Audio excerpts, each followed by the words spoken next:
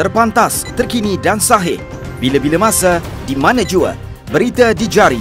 Subscribe YouTube Bulletin TV3.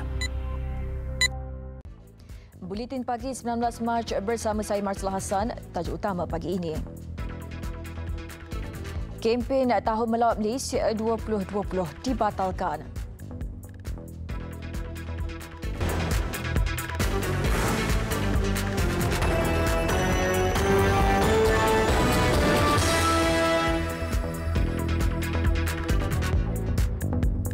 Assalamualaikum dan salam sejahtera.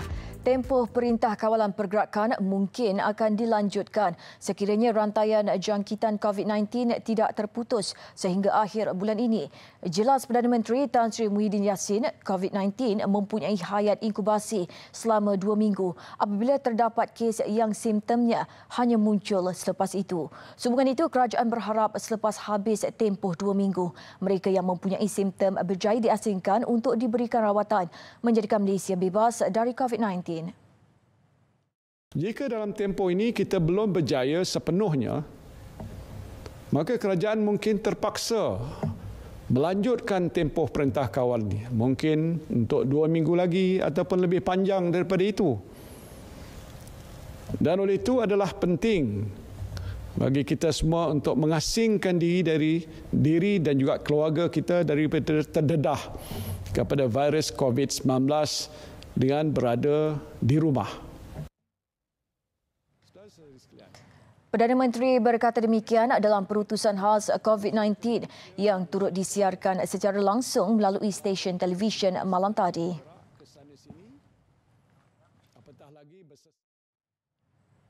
Sementara itu, Perdana Menteri berkali-kali menegaskan rakyat Malaysia perlu berada di rumah sepanjang tempoh Perintah Kawalan Pergerakan sehingga 31 Mac ini. Tidak perlulah keluar ke mana-mana. Dengan cara ini, saudara-saudari terhindar daripada jangkitan COVID-19 dan penularan wabak ini insya-Allah dapat kita bendung. Inilah tujuan sebenar Perintah Kawalan Pergerakan dilaksanakan oleh kerajaan.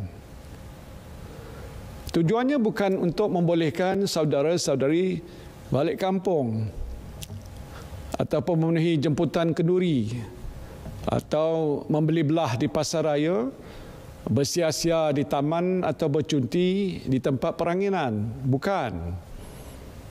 Tujuannya ialah supaya saudara-saudari duduk di rumah. Just stay at home. Rayuan itu disuarakan berikutan ramai yang dilihat pulang ke kampung sehari sebelum Perintah Kawalan Pergerakan berkuat kuasa semalam. Katanya jika orang ramai masih ingkar dan tidak hadkan pergerakan, kemungkinan bersentuhan dengan orang lain dan mendapat jangkitan COVID-19 adalah tinggi. Bagaimanapun, bagi mereka yang ingin mendapatkan barangan keperluan dan harian masih boleh ke pasar dan kedai makan. Bagi mengelak risiko jangkitan, orang ramai tidak dibenarkan makan di kedai tetapi boleh memesan makanan, bungkus dan bawa balik ke rumah atau lebih baik gunakan perkhidmatan penghantaran makanan. Kempen Tahun Melawat Malaysia 2020 dibatalkan susulan Perintah Kawalan Pergerakan bagi mencegah penularan wabak COVID-19.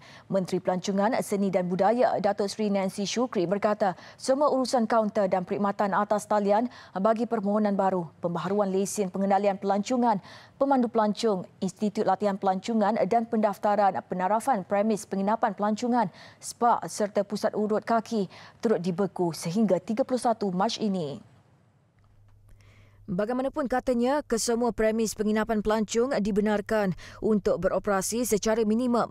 Namun kesemua tetamu premis penginapan pelancong perlu berada di dalam bilik penginapan mengikut tempoh kuarantin berkenaan dan tempahan sajian dibuat secara perkhidmatan ke bilik. Katanya proses pendaftaran tetamu ke premis penginapan pelancong sepanjang tempoh perintah berkenaan adalah dibenarkan tetapi dalam skala yang kecil dan terhad. Bagi tetamu premis penginapan pelancong yang terpaksa memanjangkan tempoh penginapan sepanjang perintah itu berkuat kuasa, mereka boleh mendaftar masuk ke premis yang bersesuaian dengan bajet masing-masing. Bagaimanapun, pelancong domestik baru yang ingin mendaftar masuk ke premis penginapan pelancong adalah tidak dibenarkan. Sementara itu, Menteri Besar Terengganu Datuk Seri Ahmad Samsuri Mokhtar mengarahkan semua aktiviti pelancongan, pulau perakinan, hotel serta resort di Terengganu ditutup kepada pelancong dalam tempoh Perintah Kawalan Pergerakan bermula semalam hingga 31 Mac ini. Tempoh yang ada ini dalam masa 2 minggu yang pertama ini adalah bukan tempoh untuk kita bersantai-santai, berholiday dan sebagainya. Jadi mereka yang berada di tempat-tempat yang demikian itu juga lockdown di tempat yang demikian. Jadi janganlah kita memandang remeh gesaan daripada pihak berkuasa ini. Beliau berkata demikian selepas melawat di Hospital Sultanah Nur Zahirah. Dalam perkembangan lain, Pasar Payang juga turut ditutup dan hanya premis makanan dan perniagaan runcit sahaja dibuka kepada orang ramai. Majikan perlu menyalurkan bantuan kewangan kepada pekerja swasta yang diberhentikan kerja serta pekerja yang diminta bercuti tanpa gaji. Menteri Sumber Manusia Datuk Seri M. Saravanan berkata, menerusi program pengekalan pekerjaan ERP, majikan perlu menyalurkan terus bantuan berjumlah RM600 kepada akaun pekerja berkenaan. Dalam satu kenyataan, beliau berkata ERP menyediakan bantuan kewangan sementara sebanyak RM600 sebulan pada kadar rata untuk tempoh maksimum 6 bulan kepada mana-mana pekerja dan majikan yang memenuhi kelayakan. Syarat kelayakan itu, pekerja diberi notis cuti sementara tanpa gaji oleh majikan berkuat kuasa 1 Mac 2020. Pekerja swasta yang mendaftar dan mencarum dengan skim insurans pekerjaan SIP dan terhad kepada pekerja bergaji RM4,000 ke bawah. Katanya pekerja swasta yang kehilangan pekerjaan juga akan memperoleh 6 faedah menerusi SIP, Lembaga Pertubuhan Keselamatan Sosial Perkeso. SIP akan melindungi 6.9 juta pekerja swasta sekiranya berlaku kehilangan pekerjaan melalui bantuan kewangan segera serta program penempatan pekerjaan dan latihan. Kementerian Pengangkutan MOT mengeluarkan beberapa soalan lazim berhubung pelaksanaan Perintah Kawalan Pergerakan yang berkuat kuasa semalam sehingga 31 Mac. Jawapan merangkumi beberapa operasi jabatan dan agensi di bawah kementerian berkenaan selain beberapa persoalan mengenai kemudahan pengangkutan yang terjejas akibat Perintah Kawalan Pergerakan. Menerusi kenyataan terbabit, MOT memaklumkan kaunter perkhidmatan Jabatan Pengangkutan Jalan JPJ dan Agensi Pengangkutan Awam Darat APAD kekal beroperasi dalam bilangan yang lebih kecil bagi mengurangkan risiko dijangkiti COVID-19. Namun perkhidmatan di UTC akan ditutup sepanjang tempoh Perintah Kawalan Pergerakan. Semua institut memandu juga akan ditutup sepenuhnya dan semua ujian memandu tidak akan dilaksanakan. Manakala bagi perkhidmatan Puspakom, ia masih beroperasi seperti biasa. Bagi perkhidmatan kereta api MOT, memaklumkan kereta api Tanah Melayu Berhad KTMB tidak membenarkan tren dari Thailand beroperasi di Padang Besar Perlis. Bagaimanapun, operasi kargo berjalan seperti biasa. Dalam pada itu, semua pelabuhan di Malaysia masih terus beroperasi kecuali pelabuhan yang mengendalikan kapal persiaran. Segala tuntutan berkaitan dengan tiket penerbangan perlu dirujuk dengan syarikat yang mengeluarkan tiket tersebut. Ia tertakluk kepada terma dan syarat daripada syarikat penerbangan berkenaan menerusi 3 pilihan, antaranya penumpang boleh menunda penerbangan ke satu tarikh lain atau penumpang diberi bayaran balik dalam bentuk mata ganjaran untuk membeli tiket penerbangan ke destinasi sama atau destinasi lain pada tarikh yang lain, dan syarikat penerbangan memberikan bayaran balik sepenuhnya kos tiket penerbangan termasuk fee dan charge berkaitan. Sementara itu, di Lebuhraya Pantai Timur 1, LPT1 dan Lebuhraya Kuala Lumpur Karak, laluan utama ke Pantai Timur Lengang berikutan Perintah Kawalan Pergerakan. Tinjauan mendapati jumlah kenderaan di laluan ini susut hampir 90%. Ia berikutan sekatan perjalanan antara negeri dikuatkuasakan mulai tengah malam Selasa lalu bagi mengekang penularan wabak COVID-19. Pengendali konsesi Lebuhraya terbabit, Ani Berhad, turut menutup semua gerai di hentian rehat dan rawat di sepanjang laluan ini. Bagaimanapun, kios dan restoran makanan segera dibenarkan beroperasi. Namun hanya penjualan secara pandu lalu dan dibungkus serta minuman botol dibenarkan. Tandas dan surau juga dibuka untuk kegunaan orang ramai. Sementara itu, Perlis menyekat kemasukan rakyat Thailand yang menggunakan sempadan laut dari Satun ke Kuala Perlis berkuat kuasa semalam susulan Perintah Kawalan Pergerakan. Ada, kita memang ada satu pintu masuk daripada Satun masuk ke Kuala Perlis, di mana mereka ada satu bot yang ulang-alik bawa rakyat Thailand daripada rakyat Thailand ke negeri Perlis ataupun ke Malaysia untuk masuk melalui Kuala Perlis.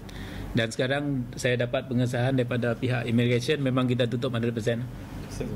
Kita tutup 100%. Lain. Okey, lain. Katanya Jabatan Imigresen juga tidak menerima kemasukan rakyat asing melalui sempadan laut di Kuala Perlis bermula semalam. Majlis Perbandaran Kangar MPK yang menyelia premis di seluruh negeri turut memberitahu 70% premis perniagaan yang tidak tersenarai pengecualian penutupan akur pada arahan pihak berkuasa untuk tidak beroperasi.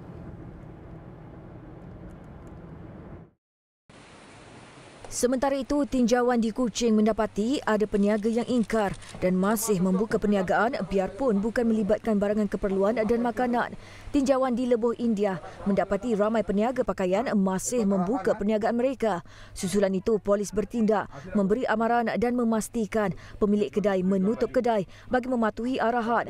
Keadaan di sekitar pusat bandar turut agak lengang. Kebanyakan premis perniagaan di sekitar kawasan Padungan dan Satuk ditutup bagi mematuhi arahan.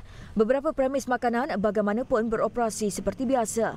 Namun tiada pelanggan duduk di premis dengan pemilik kedai memastikan makanan hanya untuk dibungkus atau melalui perkhidmatan penghantaran.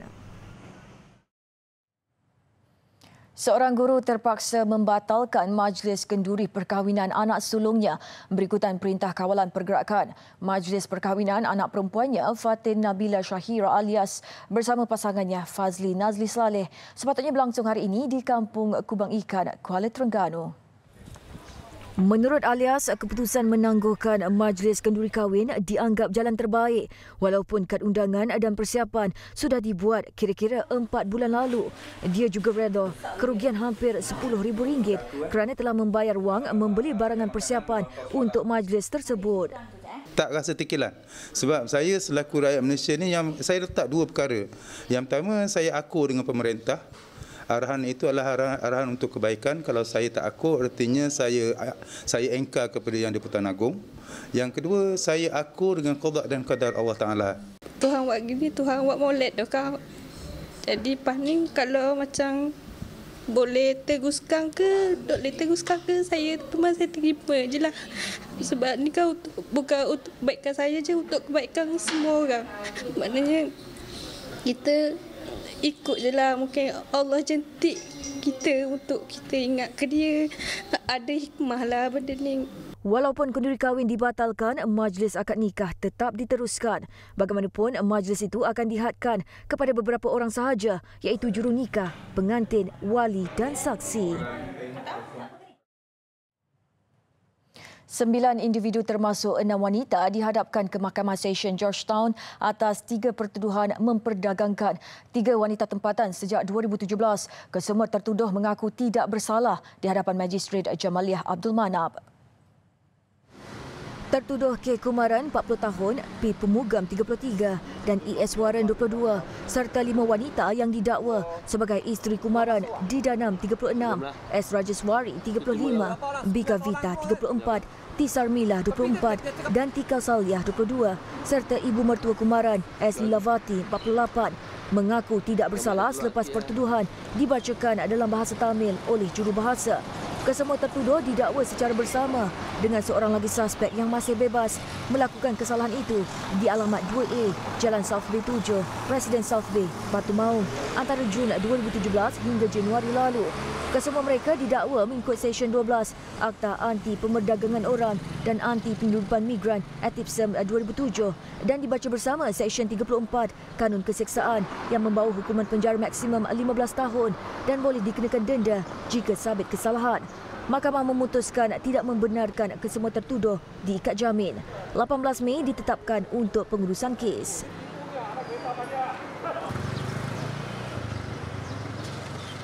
Besar impaknya. Tular selepas hasilnya. Pantas menampilkan prosiding ini secara dan keuangan maya. Berita di jari. Subscribe YouTube Bulletin TV3. Bertemu kembali dengan laporan antarabangsa. Gempa bumi kuat 6.3 magnitud melanda selatan Bali awal pagi ini. Menurut agensi Geological Amerika Syarikat USGS, gempa berlaku di 302 km di selatan Denpasar di kedalaman 45 km kira-kira jam 1.45 pagi. Bagaimanapun, setakat ini tiada laporan ancaman tsunami dikeluarkan. Beralih ke perkembangan wabak COVID-19, Kementerian Kesihatan Mesir mengesahkan 14 kes baru COVID-19 di negara itu semalam. Ia menjadikan jumlah keseluruhan wabak berkenaan meningkat kepada 210 kes. Mesir turut melaporkan setakat ini 6 kematian berikutan penularan wabak berkenaan. Pelancongan merupakan sektor utama untuk pertumbuhan ekonomi Mesir selain sebagai sumber penting bagi tukaran wang asing.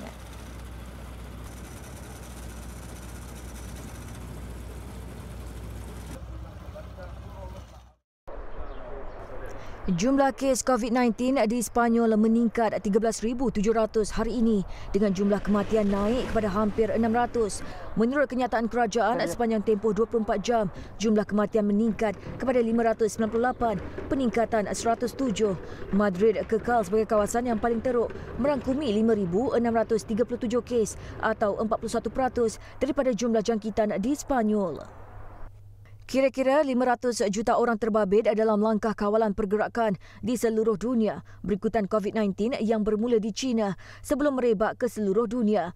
Dari China ke Republik Czech ke Venezuela, kerajaan mengarahkan supaya rakyatnya untuk tinggal di dalam rumah sebagai langkah melewatkan penyebaran pandemik.